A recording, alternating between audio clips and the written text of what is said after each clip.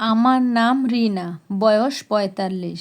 স্বামী মারা গেছেন আজ থেকে প্রায় ১০ বছর আগে। সেই থেকে মেয়েকে নিয়ে একা জীবন কাটাচ্ছি।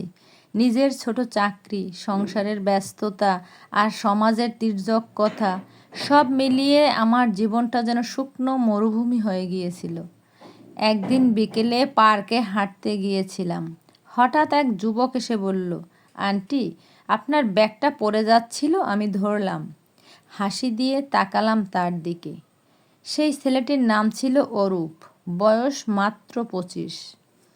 এরপর থেকে প্রায় দেখা হতে লাগলো, কখনো বইয়ের দোকানে, কখনো কফি শপে। ধীরে ধীরে আলাপ জমে উঠল।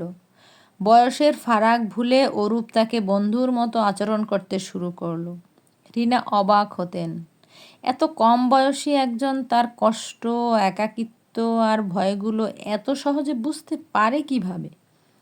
দিনগুলো কেটে যেতে লাগলো। অরূপের সঙ্গে কথা বললে রিনার মন ভালো হতো।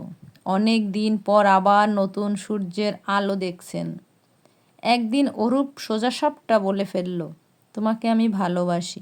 তোমাকে আমি আপা বলতে চাই না, আমি চাই তুমি আমার জীবন সঙ্গী হও। রিনা প্রথমে চমকে উঠলেন। সমাজ কি বলবে, মেয়ে কি ভাববে, বয়সের এত পার্থক্য। কিন্তু মনের ভেতর জমে থাকা একাকিত্ব আর ভালোবাসার ক্ষুধা ধীরে ধীরে জাগতে লাগলো। তার মেয়ে যখন বলল, মা, তুমি সুখী হও, এই মানুষটা তোমাকে সত্যিই ভালোবাসে, তখন রিনার দেরি করলেন না।